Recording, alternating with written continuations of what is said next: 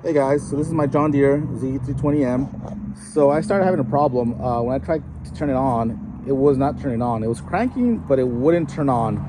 And I found out that if you leave these without using them for about a month, what happens is the carburetor, which is located in the back, gets clogged up. So what you got to do is you got to get a screwdriver or a little stick or something and just bang it a little bit.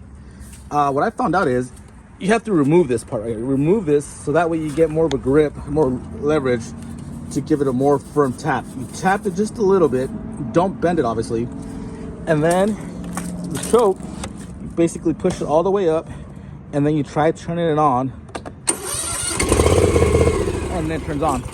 So that's what happened. I bought this. It's a great lawnmower. It's a great zero-turn lawnmower, but I bought it, and then winter came, and I stopped using it for about a month or two, and then it wouldn't turn on because it got clogged. So there you have it. For those of you having the same problem, that's a quick fix. All right, guys. So if you like this video, please subscribe, and I will try to give you more updates on further problems that I have with this lawnmower.